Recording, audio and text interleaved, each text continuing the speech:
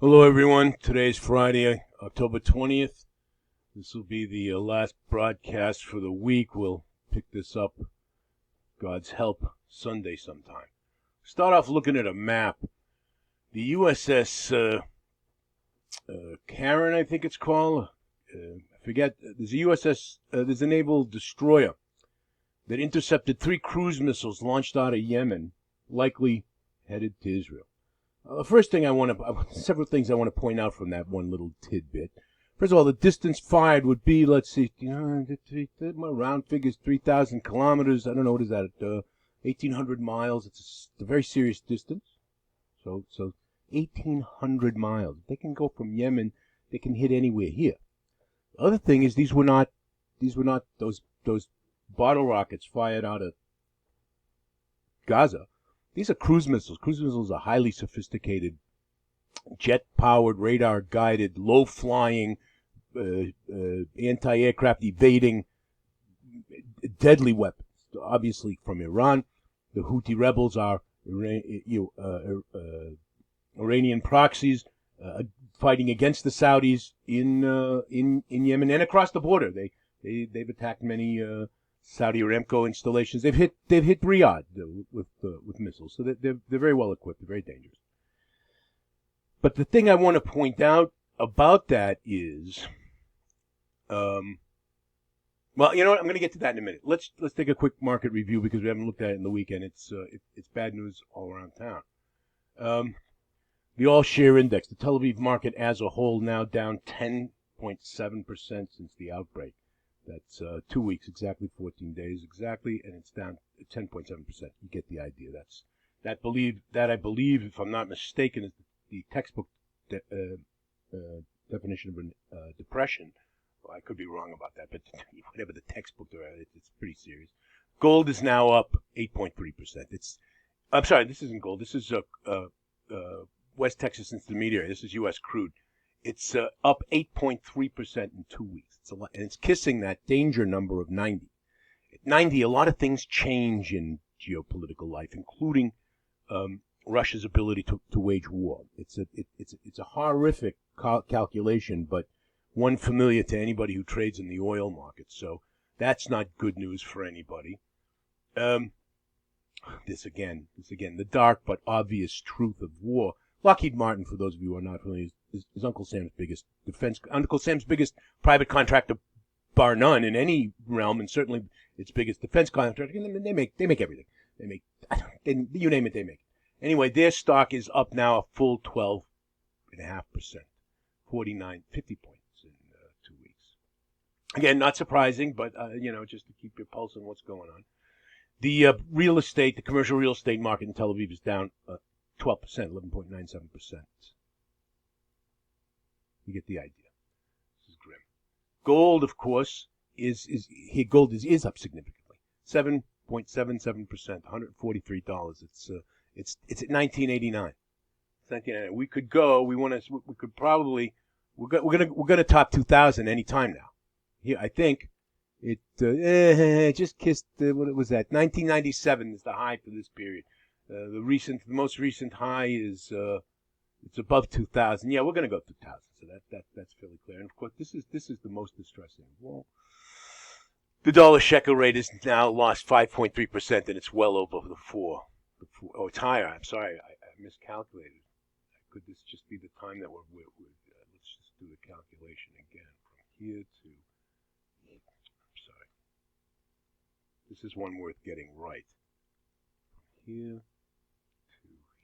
Here, 5.42%. I'm sorry. That is not good news.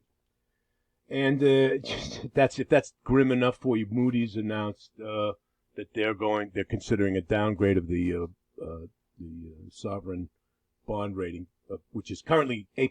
I mean, it's Israeli paper is always been considered a gold standard of sovereign debt, mostly because the Hadassah ladies will back that paper up, so people are pretty confident about owning it and buying it. But we're at risk, of course. That's not surprising. That's a standard procedure in any war zone. What I want to get back to is this, though. That map and this particular picture. This is some unreal, or it's a public relations picture. The carrier strike groups don't travel in these tightly bound groups. They travel, you can't even see them. They're over the horizon. They're separated perhaps by what might be 200 miles. It's nothing for these vessels. But for the purpose of what we're going to talk about now, it's a great picture. These are Arleigh Burke class destroyers. You see surrounding this carrier, and I don't know even which one it is. There's 6 of them. This being a supply ship carrying fuel and ammunition, most likely, and food, fuel, and ammunition. But this is the USS Karen, which I believe was the ship that intercepted those Houthi cruise missiles, have some of the most advanced radar in the world on them, and they're armed to the teeth with missiles. They're principally missile interceptors. Their job in this particular formation, granted this is absurdly tight, it would be much, much, much, much wider, is to protect the carrier from subsurface and above surface attack. So, understanding that and realizing that there's a second carrier group steaming to the eastern Mediterranean, we understand that when the second front opens, and it's going to very likely open soon, and we know that the Chinese have evacuated 1,000 of their nationals from Israel. Why 1,000 Chinese in Israel, you might ask? They're construction workers. They're building the subways in Tel Aviv. They're building buildings in my neighborhood. They're everywhere. I get this greeting sometimes in the morning when I say hello to them. They say, "Ho ha ho." That's Chinese for Boker Tov. That's what I hear anyway. That's what it sounds like. But at least there's some. They're out. The Lebanese, the Israelis cleared out about Kiryat Shmona has been entirely evacuated. I believe a strip of about 3 kilometers below the border has been cleared out, evacuated. There's tens of thousands of refugees from this area along the Gaza border that are living elsewhere. And I think I don't know, and I know it's very difficult to maintain a high alert status when you're massed on the border ready for attack. You can't do that forever and not attack. It's psychologically impossible. But I'm sure the IDF knows what it's doing, biding its time. So that's the way the situation looks at the moment.